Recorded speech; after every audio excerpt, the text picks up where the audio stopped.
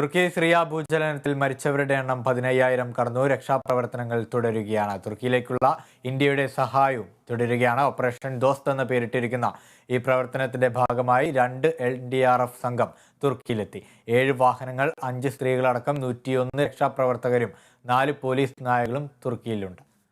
വിവരങ്ങളുമായി കരിഷ്മ ചേരുന്നുണ്ട്. കരിഷ്മ, കഴിഞ്ഞ കുറച്ച് ദിവസങ്ങളായി ആശ്വാസകരമായ വാർത്തയല്ല തുർക്കിയിൽ നിന്ന് വരുന്നത്. ഓരോ മണിക്കൂറുകൾ ചെല്ലുന്തോറും നൂറുകണക്കിന് മരണങ്ങൾ റിപ്പോർട്ട് ചെയ്യുന്ന സാഹചര്യം.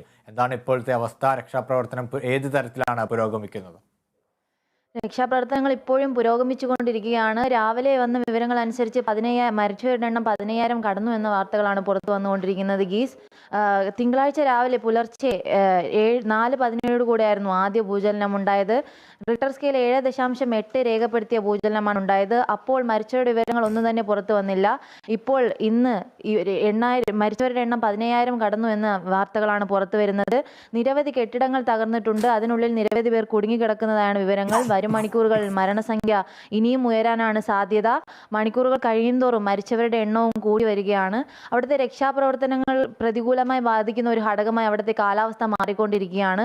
അതിശൈത്യം അവിടുത്തെ രക്ഷാപ്രവർത്തനത്തെ നല്ല രീതിയിൽ ബാധിക്കുന്നുണ്ട്. അതുപോലെ തന്നെ ഈ ഭൂചലനത്തെ അതിജീവിച്ചവർക്കും ഇത്രയും ശൈത്യമേറിയ കാലാവസ്ഥ താങ്ങാനാകുന്നില്ല എന്ന വിവരങ്ങളും പുറത്തു വരുന്നുണ്ട്.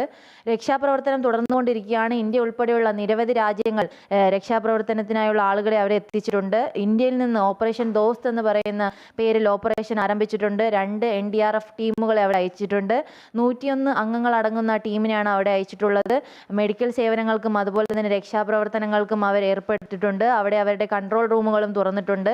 ഇപ്പോഴും രക്ഷാപ്രവർത്തനം പുരോഗമിച്ചുകൊണ്ടിരിക്കുകയാണ്. ഇന്ത്യ മാത്രമല്ല, നിരവധി രാജ്യങ്ങൾ തുർക്കിയിലേക്ക് സഹായം എത്തിച്ചിട്ടുണ്ട്. ഇപ്പോഴും രക്ഷാപ്രവർത്തനങ്ങൾ തുടരുകയാണ്. വരും മണിക്കൂറുകളിൽ മരണസംഖ്യ ഉയരാനാണ് സാധ്യത. ഗീസ്, കരിഷ്മ ആന്റണിയാണ് വിശദാംശങ്ങൾ നൽകിയത് ഇന്റർനാഷണൽ ഡെസ്കിൽ നിന്ന്.